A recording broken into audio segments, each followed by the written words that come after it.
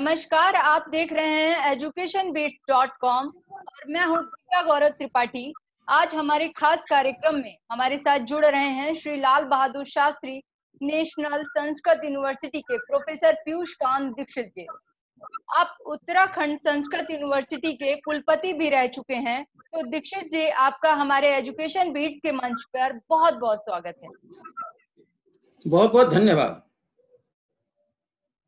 दीक्षित जी, हमारा आपसे पहला प्रश्न ये है कि देश का शिक्षा को समर्पित इकलौता मंच educationbeats.com जिसके साथ आज आप जुड़े हैं, आपको कैसा लग रहा है? educationbeats.com जो शिक्षा का एकमात्र मंच है, इससे संबद्ध होकर के मैं प्रसन्नता का अनुभव कर रहा हूं। और आज जो डिजिटल संसार है और एक विशेष कोरोना विषाणु के दुष्प्रभाव की जो परिस्थिति बन गई है पूरे संसार में जी, उस विशेष स्थिति में इस प्रकार के मंच का शिक्षा के क्षेत्र में अप्रतिम योगदान है। और जो योगदान आप कर रही हैं, इसके लिए मैं संस्कृत जगत की तरफ से, शिक्षा जगत की तरफ से आपका आभार भी स्वीकार करता हूँ। बहुत बहुत। सर, दुनिया में कई सारी भाषाएं बोली जाती हैं, लेकिन संस्कृत को देव भाषा यानी देवताओं की भाषा कहा जाता है। तो संस्कृत में ऐसी कौन सी विशिष्टता है जो उसे देवताओं की भाषा कहा जाता है, बताएं सर। इसका नाम देव भाषा यह सिद्ध करता है कि यदि इस भाषा का प्रयोग मानव करे इस भूमंडल पर तो वह देव हो। आप ये जानती हैं कि व्यक्ति का तो संसार में भाषा के माध्यम से होता है। हम भाषा से ही एक दूसरे के व्यवहार को समझते हैं, एक दूसरे को अपनी भावनाओं को समझा पाते हैं। आप सोचिए, जिस भाषा में देवता दैवी भावनाओं का आदान प्रदान करते हों, यदि उस भाषा में मानव को भी व्यवहार करने का अवसर मिले तो क्या यह सुंदर नहीं होगा? बिल्कुल। हम इतने भूमंडलवासी हैं, वे सब आप जानती हैं अनेक प्रकार के यज्ञ, पूजा, पाठ, अनुष्ठान करते हैं। किस लिए? कि हमें देवलोक की प्राप्ति हो, हमें स्वर्गलोक की प्राप्ति हो। तो स्वर्गलोक और देवलोक एक बहुत ही आकर्षक लोक है, जिसकी कल्पना, जिसकी बात हमारे पुराणों में, हमारे वेदों में की गई है। अब उस देवलोक में जहां हम जाने की बात करते हैं, जाकर के देवताओं की भाषा बोलेंगे, तो अगर हमें देवलोक जाकर के देवताओं की भाषा बोलनी है और पहले से हमें देवता अधिकृत करते हैं कि हम संस्कृत भाषा में व्यवहार करें, तो कितनी अच्छी बात है। बिल्कुल, बहुत सुंदर। सर, आज के समय में देखा जाता है कि जिस व्यक्ति के पास जितनी ज्यादा डिग्री होती हैं, उसको उतना ही ज्यादा बुद्धिमान भी माना जाता है। लेकिन पहले के समय में ऐसा नहीं होता था। पहले के समय में डिग्री की अपेक्षा ज्ञान को ज्यादा बुद्धिमान माना जाता था। आपको क्या लगता है कि ये किस हद तक सही है? आज मैं आपको जी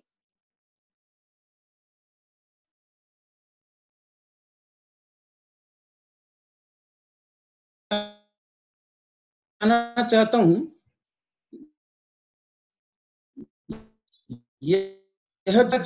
यही एक प्रमुख कारण है 2020 में, और यह शिक्षा नीति इस विसंगति से हमें दूर करती है। जहां केवल डिग्रियों को ही महत्व दिया जाता था और डिग्रियां जिसके पास जितनी अधिक हैं, उसका व्यक्तित्व, उसकी जानकारी, उसका ज्ञान उतना महान है, ऐसा एक भ्रमजाल जैसा हमारे आसपास बुन गया था। अब आज की नई शिक्षा नीति में बल देकर यह कहा गया है कि आप कौशल का विकास कीजिए। आप में कुशलता है, डिग्री नहीं भी है तो कोई बात नहीं। डिग्री किसी कारण से यदि आपको नहीं मिल पाई, आर्थिक समस्याएं हो सकती हैं, कोई सामाजिक समस्या हो सकती है, जैसे आजकल आपका कोरोना विषाणु का प्रभाव है, इसमें डिग्रियों को प्राप्त करना बड़ा कठिन हो गया है। तो ऐसी स्थिति में यदि हमारे पास कौशल है और उस कौशल का सम्मान होता है, तो डिग्रियों का महत्व स्वयं कम हो जाएगा। आपको मैं बताना चाहता हूं कि हर एक युग होता है और उस युग में किसी तत्व की प्रधानता होती है। जब हम भारत को ज्ञान गुरु कहते थे तब ज्ञान की महत्ता थी, तब हम ज्ञान को महत्व देते थे और सारा का सारा समाज ज्ञान केंद्रित था। आप जानती हैं आज का युग अर्थ प्रधान हो गया है, ज्ञान की प्रधानता खत्म हो गई है। कुछ शिक्षा नीति में दोष के कारण, कुछ शिक्षा की व्यवस्था के कारण, कुछ हमारी आपसी समझ के कारण, कुछ विदेशी शिक्षा का अंधा अनुकरण करने के कारण। अतः मैं ये कहना चाहता हूं कि आज यदि डिग्री को प्रधानता दी जाती है, डिग्री को आगे रख करके हमें सेवा का अवसर, विभिन्न प्रकार की नौकरियों का अवसर दिया जाता है, कौशल उसके पास हो या न हो, तो यही कारण है कि डिग्रियों को एक गलत ढंग से नकल करके, अंधा अनुकरण करके, कॉपी करके प्राप्त करने की एक होड़ सी। बहुत सुंदर सर बता रहे हैं आप। ज्ञान प्रधानता थी, शास्त्रार्थ होता था, समाज में अपने ज्ञान लोग सुनाते थे और उसके आधार पर उसका महत्व होता था, न कि डिग्री के आधार पर।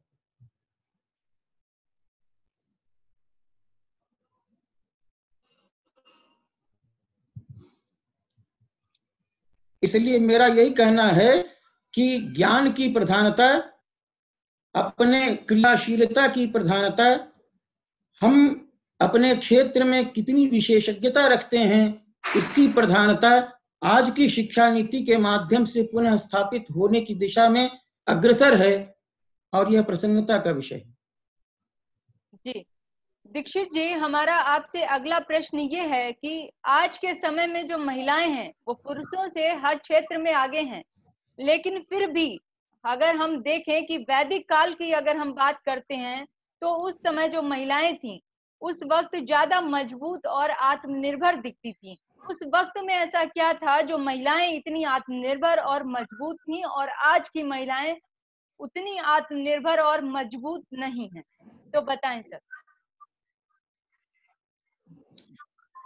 यहाँ भी मैं यही आपसे कहना चाहता हूं कि पहले के युग में हम अनुशासित थे और अनुशासन का एक दूसरा अर्थ होता है शाब्दिक शास्त्र। तो हम स्वतंत्र थे, लेकिन हमारे ऊपर हमारे बड़ों के द्वारा, ऋषियों महर्षियों के द्वारा जो निर्मित शास्त्र थे, विशेष करके आचार शास्त्र, व्यवहार शास्त्र, जिसमें आप याज्ञवल्क्य स्मृति, मनुस्मृति की बात कर सकती हैं, राजनीति शास्त्र जिसमें आप कौटिल्य की बात कर सकती हैं और कौटिल्य के अर्थशास्त्र का लोहा पूरा विश्व मानता है। तो ये सारे शास्त्र, न्याय शास्त्र जिसमें तर्क की बात की गई है और तर्क के माध्यम से कैसे हम वर्तमान परिस्थितियों का, वर्तमान आवश्यकताओं का विश्लेषण करें, ज्योतिष है, वास्तु है, ये सारे शास्त्र हमारे जीवन के उन क्षेत्रों को नियंत्रित करते थे। उन्हीं शास्त्रों में ये कहा गया कि यत्र नार्यस्तु पूज्यन्ते रमन्ते तत्र देवता, यत्र नतास्तु पूज्यन्ते सर्वा तत्र फला क्रिया। इसका तात्पर्य ये है, और ये मनुस्मृति का वचन है, जिसका अनुशासन पूरे विश्व में और भारत में तो पूरे हर कोने में सम्मान होता है, वहां पर यह कहा गया कि जहां नारियों का पूजन होता है तो वो नारी में माँ हो, हमारी बहन हो, हमारी लड़की हो, हर तरह की नारी का उल्लेख हो जाता है। उनकी जहां पूजा होती है वहां पर देवता रमण करते हैं। जिस देवता की बात हमने आरंभ में की थी, संस्कृत भाषा के देवता के संदर्भ में, वहां देवता रमण करते हैं। अब आप देखिए नारी की पूजा, आप व्यावहारिक तो आज भी देख लीजिए, तो जब हम कुमारियों का पूजन करते हैं नवरात्र के समय में, वहां पर बालिका के रूप में नारियों का पूजन होता है। यहां तक कि जब कन्यादान होता है और पिता अपनी पुत्री को सौंपता है किसी वर को, योग्य वर को, उस समय भी हम कन्या का दान करते हैं और उस दान को सबसे अच्छा माना गया है और बहुत ही विशिष्ट माना गया है। तो मेरी दृष्टि से कन्याओं की पूजा, माता की देख लीजिए, आज शिवाजी अगर शिवाजी हुए तो अपनी माँ के प्रति सम्मान के कारण और माँ से शिक्षा लेकर वो आगे बढ़े। तो इस तरह से हमारे भारतीय समाज में चाहे देवी के रूप में, चाहे मानव की कन्या के रूप में, चाहे वो पत्नी हो, चाहे वो माँ हो, चाहे वो भगिनी हो, चाहे वो कोई भी नारी हो, वीरांगना हो, लक्ष्मीबाई को देखिए, किसने नहीं पूजा। बिल्कुल। अगर अपूज्यता का भाव आया है, आज यदि समाज में हर कदम पर नारी का अपमान सुनने को मिलता है, देखने को मिलता है, तो उसका मात्र एक कारण है कि नैतिक शिक्षा जो संस्कृत के माध्यम से, हमारे शास्त्रों के माध्यम से, योग के माध्यम से, आचार शास्त्र के माध्यम से, धर्मशास्त्रों के माध्यम से दी जाती थी, और बचपन से ही परिवार में जो एक शिक्षा नैतिकता की दी जाती थी कि कोई आ जाए तो उसके प्रति सम्मान व्यक्त करो, उसके लिए पानी पूछो, उसके लिए जो है जो कुछ आप कर सको अधिक से अधिक करो, क्योंकि अतिथि देवो भव, आचार्य देवो भव, मातृ देवो भव। तो ये सारी बातें आज लुप्त इसलिए हो गई कि हम उन शास्त्रों को भूलने लगे जो शास्त्र हमारे जीवन को नियमित करते थे, जो शास्त्र हमारे जीवन को एक दिशा देते थे। आज आवश्यकता इस बात की है कि हम फिर उन शास्त्रों के अनुसंधान की तरफ जुड़ें और खोया हुआ सम्मान, न केवल नारी की बात, आज मानव की भी स्थिति कीट पतंगों से गई गुजरी हो गई है। आज हम आपसे बात कर रहे हैं, कल हमारे साथ, किसी भी मानव के साथ, किसी आतंकवादी गतिविधि में क्या स्थिति बनेगी कहा नहीं जा सकता है, लेकिन पहले भारत में बात नहीं थी। सर, वर्तमान समय में शिक्षा जो है वो व्यापार बनती चली जा रही है। अधिकतर लोग यही है कि उनको फीस ज्यादा ली जाती है और शिक्षा में बहुत भ्रष्टाचार भी फैल रहा है, तो जो कहीं ना कहीं ज्ञान की व्यावहारिकता को खंडित कर रही है। आपको क्या लगता है कि पढ़ाई को व्यापार बनाकर ज्ञान की मूल आत्मा से खेलना ये उचित है? मैं फिर आपसे ये कहना चाहता हूं कि शिक्षा व्यापार नहीं है, और हमारे यहाँ शिक्षा का विक्रय करना, शिक्षा को पैसे के बदले में देना अपराध माना गया है। और हमारे आचार शास्त्र में बताया गया, एक वर्ण व्यवस्था दी गई जिसमें ब्राह्मण, क्षत्रिय, वैश्य, शूद्र की कल्पना की गई। आज समाज में भ्रम फैलाया जाता है कि समाज को बांटा गया, या समाज को बांटा नहीं गया, और नहीं इसमें कोई जाति या अस्पृश्यता की बात थी। बात सिर्फ यह थी, जो विज्ञान भी कहता है कि आनुवंशिक लक्षण कुछ आते हैं, और उस व्यवस्था को ध्यान में रखते हुए आरंभ में मनु और शत्रुपा की मान लीजिए 4 संतान थे, उनके 4 पुत्र थे, और चारों की प्रतिभा को मनु ने, शत्रुपा के जो पति थे, उन्होंने निश्चय किया कि ये व्यापार में ज्यादा प्रबुद्ध है, ये सेवा का कार्य अच्छा कर पाता है, ये जो है वो पूजा पाठ अच्छा कर पाता है, ये सुरक्षा की व्यवस्था को बहुत अच्छी तरह से देखने में इसकी प्रवृत्ति है। आज की शिक्षा भी नीति भी ये कहती है कि बच्चे को आरंभ से ही देखिए कि उसमें किस ढंग की प्रवृत्ति है, और उस प्रवृत्ति को ध्यान में रखते हुए उसके शिक्षा की व्यवस्था कीजिए। ये व्यवस्था हमारी परंपरा में आरंभ से ही थी, क्योंकि एकाएक ये करोड़ों की जनसंख्या हमारे सामने नहीं पैदा हुई है। आरंभ में निश्चित कोई एक व्यक्ति था, और हमारी संस्कृति भी ये बताती है कि आरंभ में मनु और शत्रुपा थे, और मनु शत्रुपा से ये सारी चीजें चली। तो उन्होंने आरंभ में ये एक व्यवस्था कर दी कि वैज्ञानिक ढंग से आनुवंशिक लक्षण होते हैं, आगे जाकर के प्रवेश परीक्षा वगैरह लेने की कोई आवश्यकता नहीं है। इस तरह से हर एक व्यक्ति का कर्म क्षेत्र, ज्ञान क्षेत्र, व्यवहार क्षेत्र बटा हुआ होगा, और वो व्यवस्था चली। इस व्यवस्था के चलने के कारण शिक्षा को यह बताया गया कि वह विक्रय की बात नहीं है। यदि कोई व्यक्ति चाहता है अध्ययन करना, तो वो गुरुकुल में जाए। आपको अब याद होगा, सांदीपनी के आश्रम में भगवान कृष्ण और सुदामा एक साथ पढ़ते थे। आप भले ही अपनी पैदाइश से, जन्म से भयंकर सुविधाओं के बीच पैदा हुए हैं, या विलक्षण असुविधाओं के बीच पैदा हुए हों, लेकिन शिक्षा एक समानता के स्तर पर दी जानी चाहिए, ये हमारी व्यवस्था थी। और जब भी किसी व्यवस्था को व्यापार बना लिया जाता है, तो व्यवस्था चरमरा जाती है। आज राजनीति क्यों सफल है, आज राजनीति क्यों उत्कर्ष की तरफ जा रही है? मात्र इसलिए कि वह राजनीति बिकाऊ नहीं है। राजनीति के पदों को हम खरीद नहीं सकते हैं। राजनीति का सीधे समाज से संबंध है। 5 वर्ष के बाद हर एक नेता को समाज में जन सामान्य के पास जाना पड़ता है मत लेने के लिए, और जो योग्य होता है उसका चयन होता है। पहले भी यही बात थी। जो भी विशेषज्ञ शिक्षक होता था वह समाज में, गुरुकुल में जाता था और छात्रों को अध्ययन अध्यापन करके संतुष्ट करता था, और जिस अध्यापक से छात्र संतुष्ट होते थे वह ज्ञान देने के योग्य है यह मान करके उसकी नियुक्ति गुरुकुल में आचार्य के रूप में होती थी। सांदीपनी का आश्रम, महर्षि कण्व का आश्रम देखिए, वो भौतिक सुविधाओं के बीच में नहीं होता था, अरण्य में होता था, और उसका संरक्षण राजा करता था। क्यों? क्योंकि वहां राजा का पुत्र भी पढ़ता था और सामान्य जन सामान्य का पुत्र भी पढ़ता था। तो ये अध्ययन अध्यापन की हमारी व्यवस्था गुणवत्ता पर आधारित थी, डिग्रियों पर आधारित नहीं थी, और वह शिक्षा बिकाऊ नहीं थी।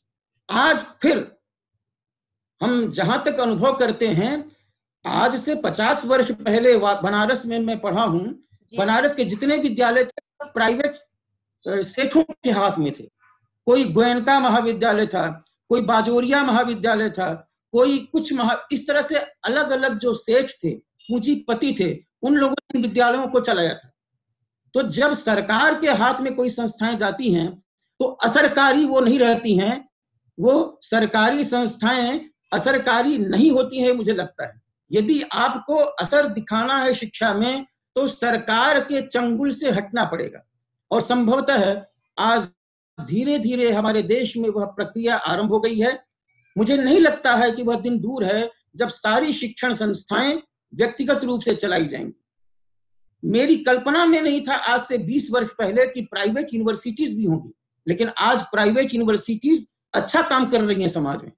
यह संकेत है कि शिक्षा का प्राइवेटाइजेशन होगा, और प्राइवेटाइजेशन होने के बाद उसमें गुणवत्ता भी आएगी, क्योंकि उस पर व्यक्तिगत नियंत्रण होगा। सरकार तो बहुत दूर होती है, वह नहीं समझ पाती है, वह नियंत्रण भी नहीं कर पाती है।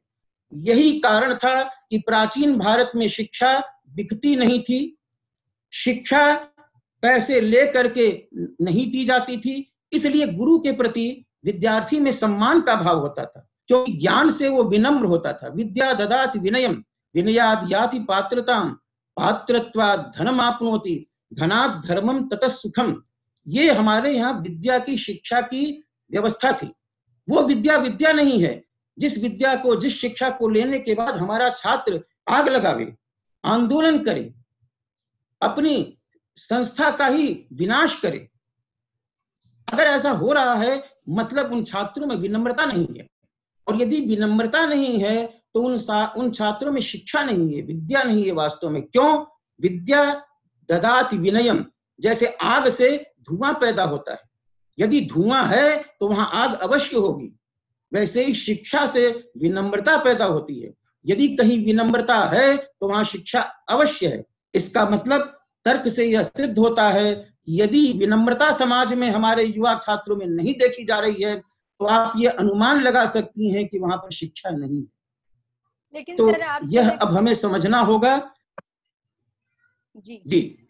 लेकिन सर आपसे मैं कहना चाहूंगी, वर्तमान समय में ये सबसे बड़ी समस्या ये हो गई है कि प्राइवेट यूनिवर्सिटीज हैं या हमारे प्राइवेट स्कूल ले लीजिए या प्राइवेट कॉलेज ही ले लीजिए, तो वहां पर जो फीस की व्यवस्था है वो मनमाने ढंग से फीस वसूलते हैं। तो ये जो इस व्यवस्था के कारण, तो शिक्षा, इसके तहत हमारा जो प्रश्न था आपसे कि व्यापार बनती, कोई भी प्राइवेट स्कूल आप ले लीजिए वो अपने मनमाने ढंग से फीस वसूलते हैं और फिर वो अपने हिसाब से शिक्षा देते हैं। उसके बाद वो ये भी कहते हैं कि आप ट्यूशन लगाइए, हालांकि आप एक प्रोफेसर हैं, लेकिन फिर भी एक जो स्कूलिंग टाइप स्कूल स्तर का मैं प्रश्न आपसे करना चाहूंगी कि इस पर आपके क्या विचार हैं कि जो पेरेंट्स हैं, अब कोरोना काल था इस समय, ऐसे में वो इतनी महंगी महंगी फीस, बच्चा पढ़ना चाह रहा है, उसके अंदर प्रतिभा है, लेकिन वो फीस के कारण उस विद्यालय में वो पढ़ नहीं सकता।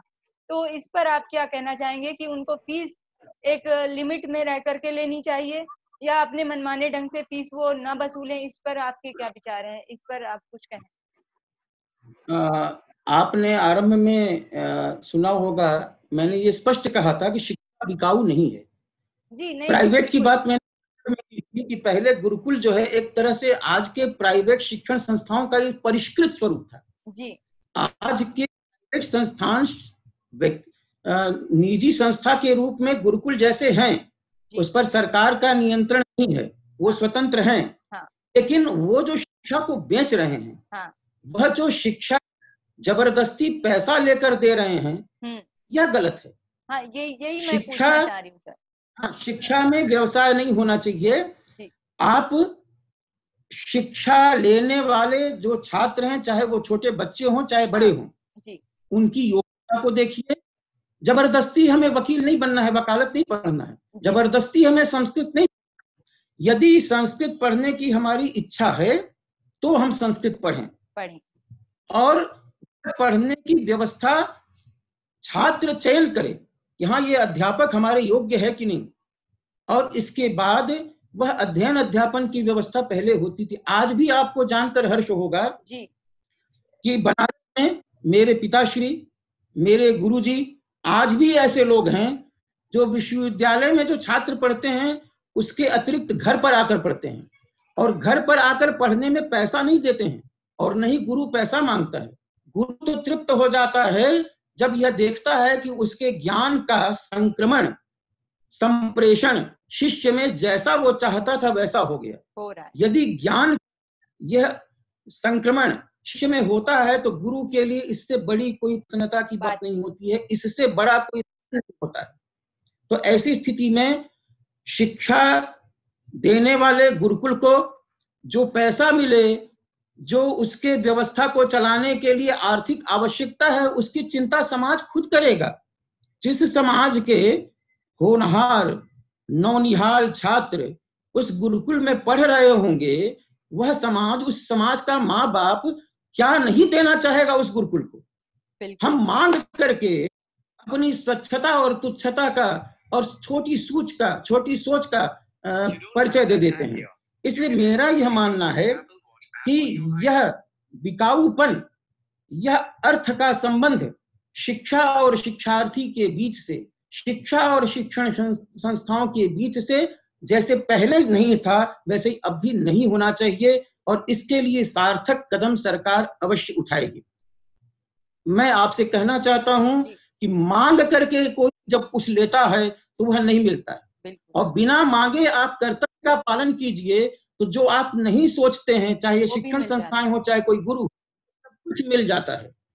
तो मांग करके हम लोगों से जबरदस्ती फीस उगाह करके एक अपनी संकुचित मानसिकता का ही परिचय दे रहे हैं, जो भारतीय परंपरा के सर्वथा विरुद्ध है। और यही कारण है कि आज शिक्षा के क्षेत्र में, शैक्षणिक अनुसंधान के क्षेत्र में हमारा देश पीछे जा रहा है, जबकि यह वही देश है जिस देश में कौटिल्य के अर्थशास्त्र को समझने के लिए, राजनीति की दृष्टि से अपने यहाँ शासन चलाने के लिए, राजाओं के बालकों को शिक्षित करने के लिए, पंचतंत्र में कैसे पक्षियों के माध्यम से, जानवरों के माध्यम से नीति की शिक्षा दी गई है, ये जानने के लिए ईरान से, अरब कंट्री से लोग आते थे और भारत में संस्कृत पढ़ते थे, और संस्कृत पढ़ने के बाद यहाँ के पुस्तकालयों में चोरी छुपे अरबी भाषा में, फारसी भाषा में इन कहानियों का अनुवाद करते थे, उनको लेकर के अपने देश जाते थे और उनके देश का राजा उनका स्वागत करता था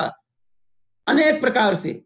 और यहाँ की जो शासन पद्धति थी, यहाँ की जो शिक्षा पद्धति थी, उसका अनुसरण ईरान और इराक जैसे देशों में जो मुस्लिम कंट्री है हुआ। दारा शिकोह की बात आप जानती हैं, उसने संस्कृत के ग्रंथों के अनुवाद के लिए, वेदों के अनुवाद के लिए एक अभियान चलाया। ये अलग बात है कि कुछ लोगों ने जो धर्मांध थे उनके इस क्रियाकलाप का विरोध किया। इससे आपको ये समझ जाना चाहिए कि हमारी भारतीय शिक्षा और संस्कृत में, जो संस्कृत भाषा पूरे विश्व की नहीं पूरे संसार की, और आपने आरंभ में कहा कि देवताओं की भाषा है, स्वर्ग की भाषा है, भाषा का यह महत्व है कि उसमें अनंत ज्ञान विज्ञान भरा हुआ है। आज योग के समय में हाथ धोने की बात हम करते हैं, हमारे यहाँ पूरे शरीर को अग्नि से, योगाग्नि से तप्त करने की, रक्त करने की बात कही गई है। मैं अभी पिछले दिनों घेरंड संहिता देख रहा था। आप अपने अंग प्रत्यंग को, जिह्वा को कैसे साफ करें, आंख को कैसे साफ करें, प्राणायाम कैसे करें, और अपने शरीर को कैसे समर्थ बनावें इस विपरीत परिस्थितियों से बचाव के लिए, सब कुछ लिखा हुआ है। तो ऐसी स्थिति में मैं यही कहना चाहता हूं कि संस्कृत में हमारा गौरव छिपा है, संस्कृत भाषा में पुराण, ये केवल पूजा पाठ की भाषा नहीं है, ये पुराण मतलब हमारे इतिहास को बताने वाली भाषा है, ये वेदों की भाषा है, सबसे प्राचीन ग्रंथ की भाषा है। मैडम, जिस विषय में, जिस भाषा में इतना प्रचुर ग्रंथ भंडार हो, अवश्य उस विषय में कोई न कोई विशेषता होगी। लिखना बहुत कम होता है, बहुत कठिन होता है। अगर इतना बड़ा साहित्य लिखा गया, आयुर्वेद, ज्योतिष, वास्तु, गणित, दर्शन, कणाद का वैशेषिक दर्शन जो परमाणु के सिद्धांत को बताता है, गौतम का तत्व दर्शन जो भौतिक पदार्थों की समीक्षा करता है, ये समझने की बात है। और आज अगर हम समझेंगे तभी शिक्षा के क्षेत्र में जो हमारा पुराना गौरव है उसको हम पुनः स्थापित कर सकते हैं। एक बात मैं और आपसे कहूंगा, संस्कृत जर्मनी की भाषा जर्मनी है, रशिया की भाषा रशियन है, अमेरिका की भाषा अमेरिकन इंग्लिश हम कहते हैं, इंग्लैंड की भाषा इंग्लिश है, तो कहीं न कहीं उसमें कोई संपर्क उस देश के उससे, लेकिन संस्कृत की भाषा संस्कृत है। यह किसी देश से जुड़ी हुई नहीं है, किसी धरती से या किसी भूमंडल से जुड़ी हुई नहीं है, पूरे ब्रह्मांड से जुड़ी हुई भाषा है। इसलिए इस भाषा का नाम ही संस्कृत है। जो आपको संस्कृत करे, जो आपको संस्कार दे, जो आपको विनम्रता दे, जो आपको वास्तविक विज्ञान से परिचित करावे, जो आपको अंतरिक्ष का ज्ञान दे, जो आपको भूगोल का परिचय कराए, जो आपको धरती से सूरज की कितनी दूरी है यह गणित करके बतावे, वह संस्कृत है। और इसीलिए संस्कृत यह नाम भारत की भाषा या पाकिस्तान की भाषा नहीं, वो संस्कृत है। इसमें किसी देश का संपर्क, किसी काल का संपर्क नहीं है। काल और देश से अतीत, कालातीत, देशातीत यह संस्कृत भाषा है। और इस संस्कृत भाषा में हमारा गौरव छिपा हुआ है, हमारी संस्कार छिपे हुए हैं, हमारी नैतिकता छिपी हुई है, और हमारी शिक्षा की नीति कैसी हो, हमारी शिक्षा की पद्धति कैसी हो, यह बात छिपी हुई है। सर, आज के युवा वर्ग पर हमारा अगला प्रश्न है आपसे कि आज युवा जो है वो मशीनों पर निर्भर हो गया है। हम देखें तो हम घर से बाहर तक हम अधिकतर मशीनों का उपयोग करते हैं, और एक हद तक यह जरूरी भी है। अगर हम देखें कि देश का विकास है तो इस पर मशीनीकरण कुछ है भी, जरूरी भी है, लेकिन कहीं ना कहीं यह एक विघटन का भी कारण बनता जा रहा है। तो आपको क्या लगता है कि ये कितना हद तक सही है हमारे लिए, जरा बताएं।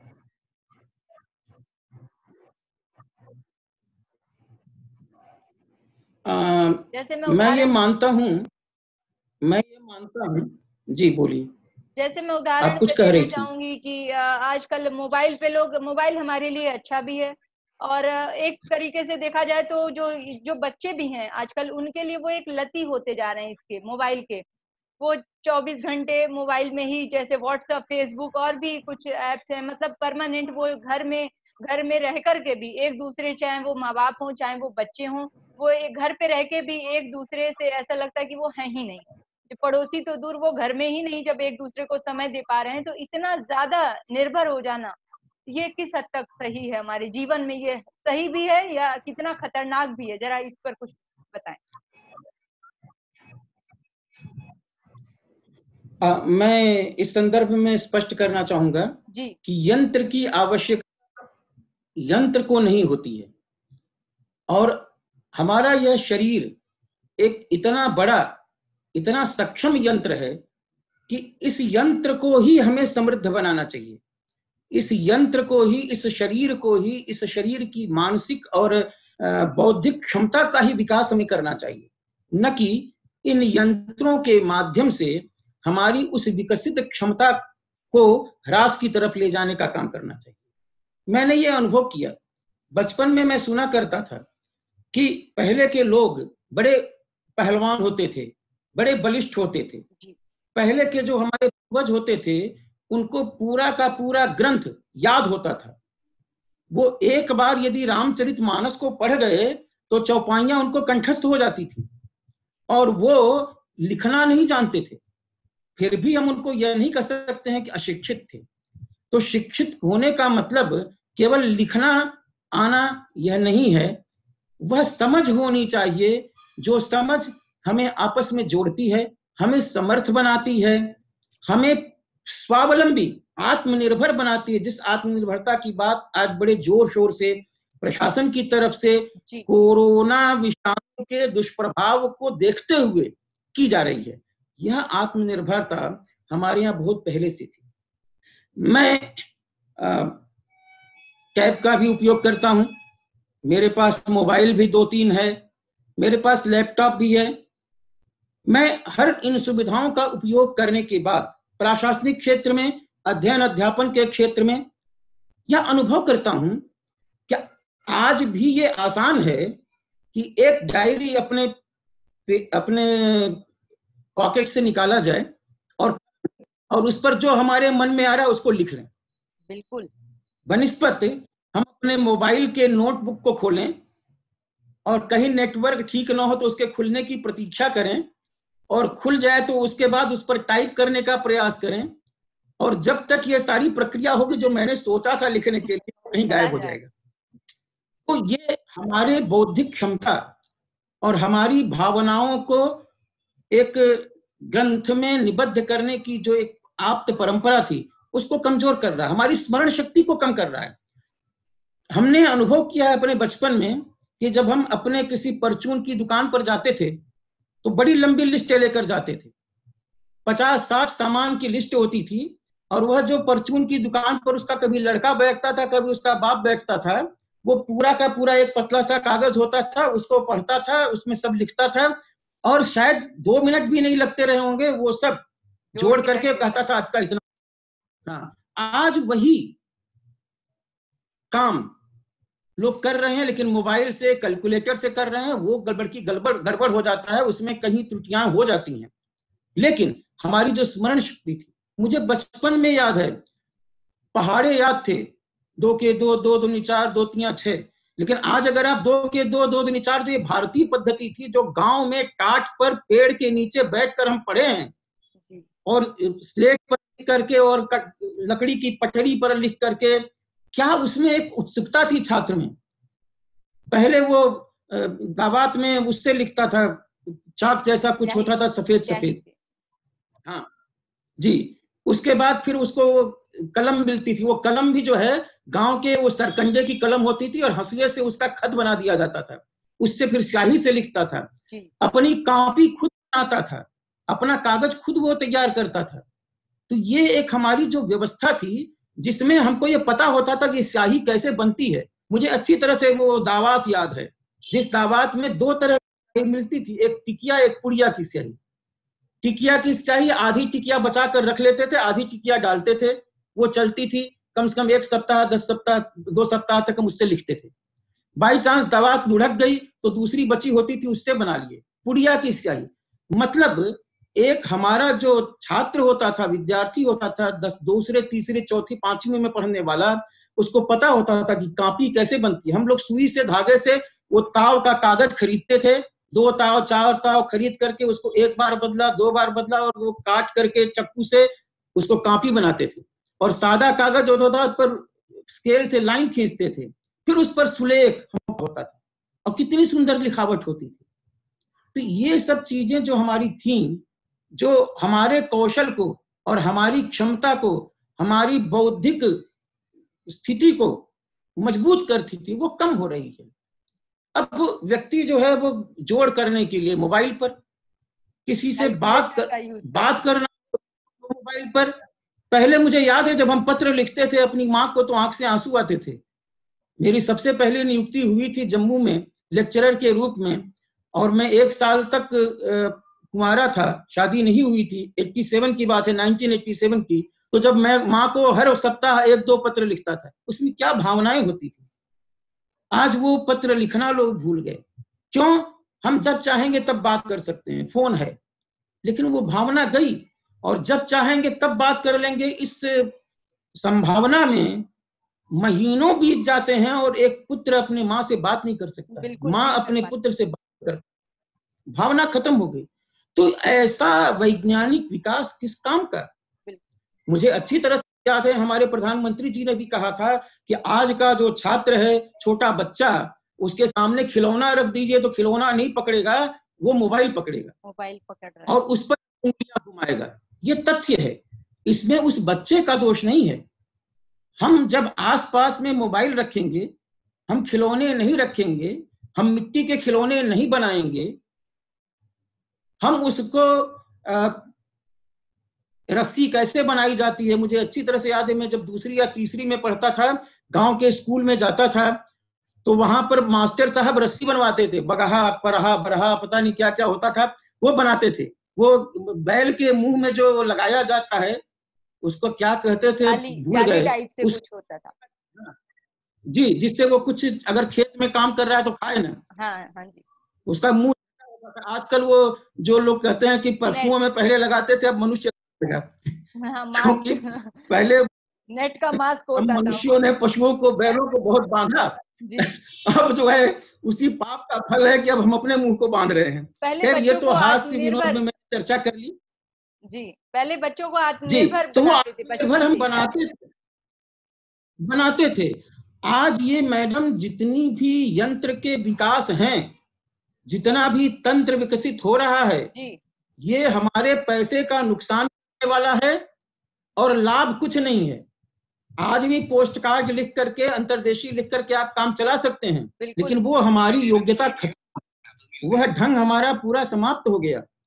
तो ऐसी स्थिति में मैं संक्षेप में आपके प्रश्न का उत्तर यही देना चाहता हूं जी। हम बार बार कह, हमारे वेदों में यह कहा गया है कि हमारे ऋषि मुनि भी यंत्र के जानकार थे, लेकिन यंत्रों का विकास उन्होंने इसलिए नहीं किया कि यह यंत्र समाज के लिए, मानव के लिए लाभकर जितना नहीं है, उससे बड़ा नुकसान पहुंचाने वाला है।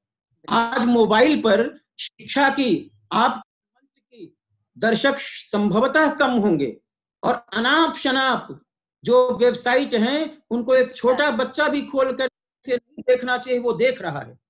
आज जितने अत्याचार हम देख रहे हैं समाज में स्त्रियों पर विशेष करके, उसका कारण यह मोबाइल, और मोबाइल पर वो अनधिकृत गंदे वेबसाइट हैं जिनके कारण हमारी ब्रह्मचारियों की, हमारे बालकों की मानसिकता विकृत हो रही है। और इसमें इस मोबाइल, इस यंत्र का और तथा कथित इस विकास का बहुत बड़ा योगदान है। हम यह नहीं कहते हैं कि आप मोबाइल छोड़ दीजिए, लेकिन हम इतना अवश्य करते हैं। हमारे बच्चे थे, जब वो 12वीं में गए, मेरी बिटिया है, 2 बेटियां हैं, एक सिस्को में काम कर रही है और एक रिसर्च कर रही है आपके सफदरजंग मेडिकल रिसर्च इंस्टीट्यूट में।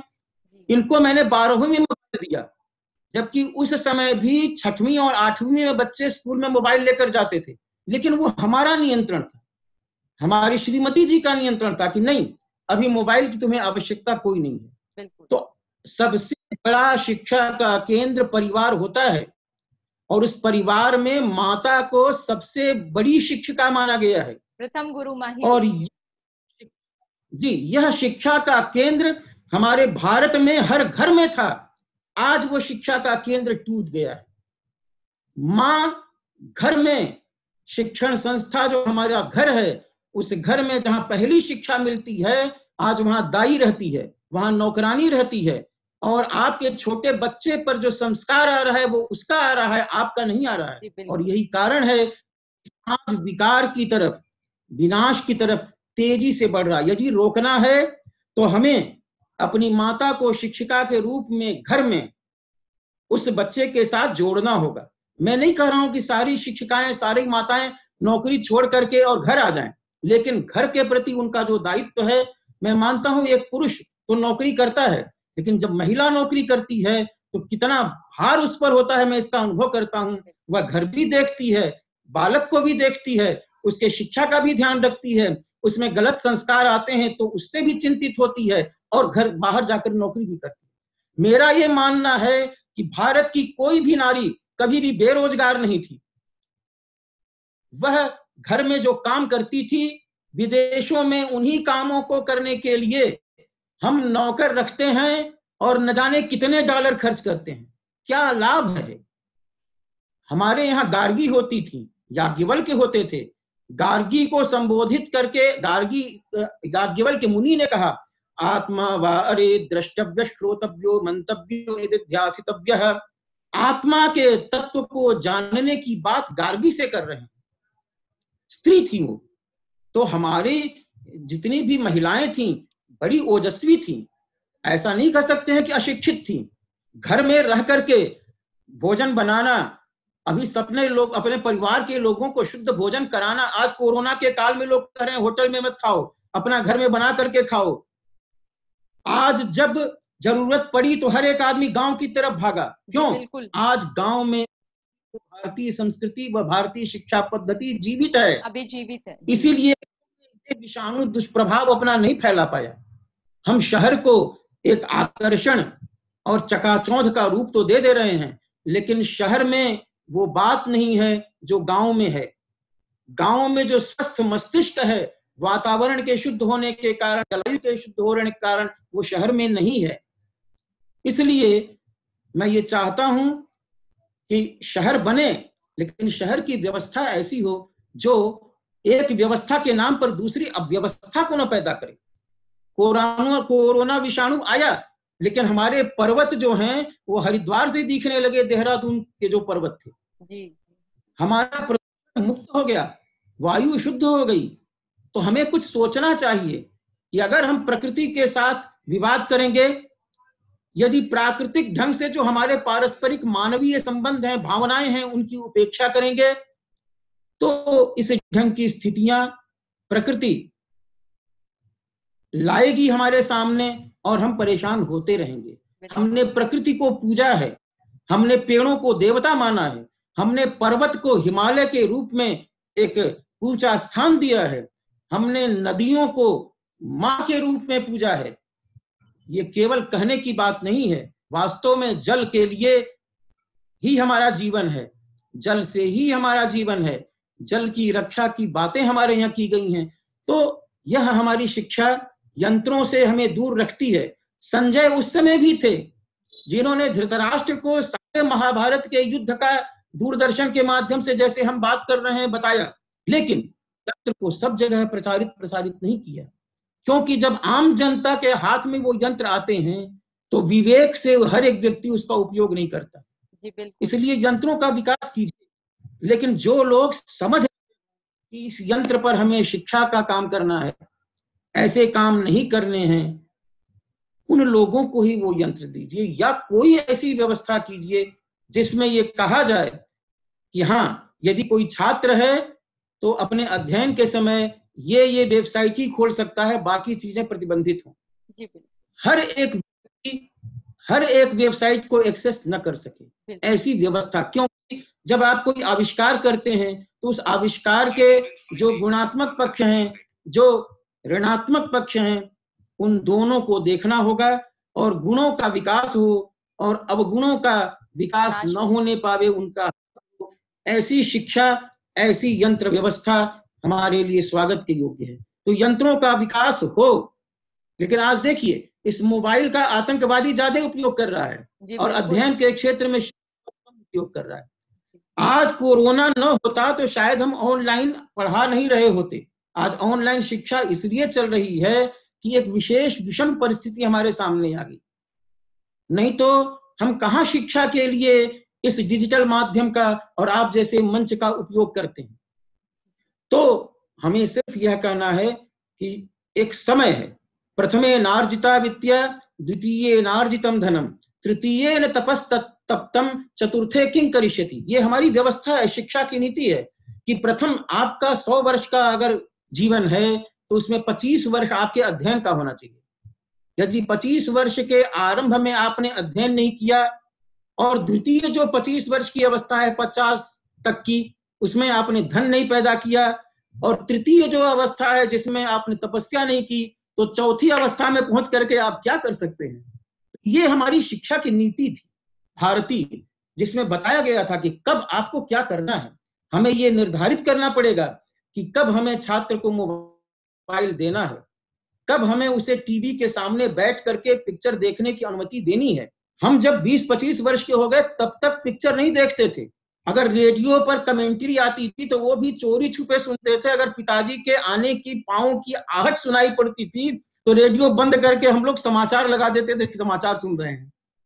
तो ये एक अनुशासन था, एक डर था। ये डर खत्म हो गया है, ये डर होना चाहिए। बहुत अच्छा लगा सर आपसे बात करके, और आपने बहुत नई चीजें भी बताई, नई बातें भी बताई, हमारी भारतीय संस्कृति को जीवंत रखने के लिए हमारे बच्चों को बहुत अच्छे से आपने बताया। लेकिन फिर भी मैं चाहूंगी कि चलते चलते आप हमारे एजुकेशन बीट्स के जो दर्शक हैं हमारे, उनको अधिकतर हमारे एजुकेशन बीट्स को छात्र पसंद करते हैं, तो मैं चाहूंगी कि एक संक्षिप्त में उनके लिए कि वो किस प्रकार का जीवन जिएं, उनको संक्षिप्त में एक अपना संदेश दे दीजिए।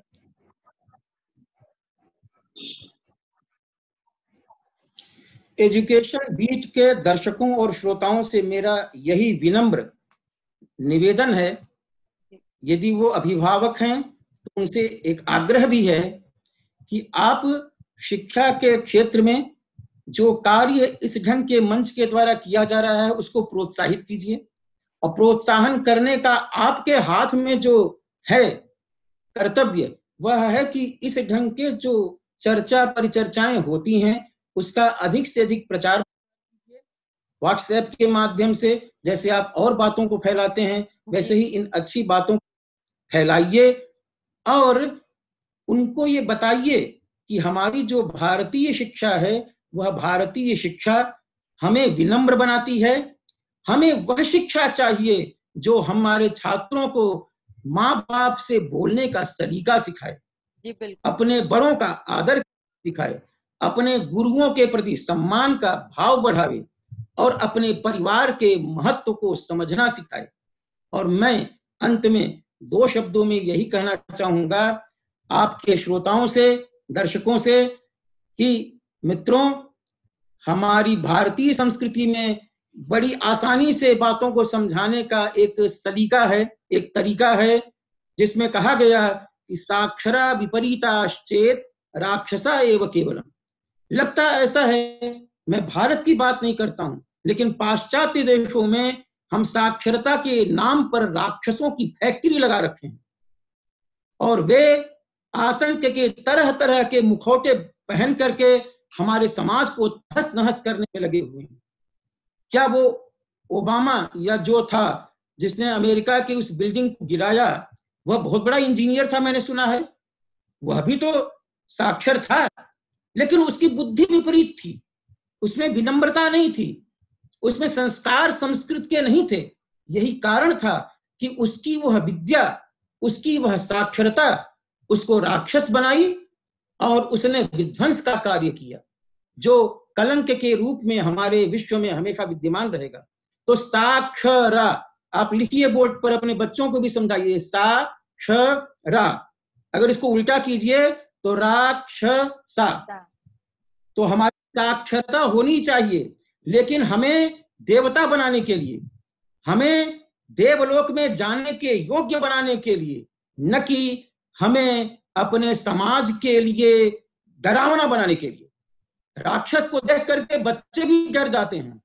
आज का मानव शिक्षा तो ले रहा है, लेकिन वो राक्षस का स्वरूप बना करके जब कभी दंगे वगैरह में सामने आता है तो देख करके दूरदर्शन पर चित्रों में लगता है कि अरे ये साक्षर हैं, ये पढ़े लिखे हैं, ये इंजीनियर हैं, ये वकील हैं, ये डॉक्टर है, ये अंग्रेजी का अध्यापक है, इतना बड़ा अनर्थ का काम किया। आश्चर्य होता है। मतलब मित्रों, हम साक्षर तो हो रहे हैं आज की शिक्षा में, लेकिन हमारी प्रवृत्ति, हमारी मनोवृत्ति राक्षसी हो रही है। इसे रोकना होगा, और यह परिवार रूपी शिक्षण संस्था में ही संभव है। मैं हर माँ से, हर पिता से, हर बड़े भाई से, जो बाप के बराबर माना जाता है हमारी भारतीय संस्कृति में, ये निवेदन करना चाहता हूं कि आप अपने बच्चों को, अपने छोटे भाइयों को साक्षर बनाइए, लेकिन देवता बनाने के लिए, न कि राक्षस बनाने। बहुत बहुत शुक्रिया सर, आज हमारे साथ एजुकेशन बीट्स के मंच में जुड़ने के लिए। धन्यवाद।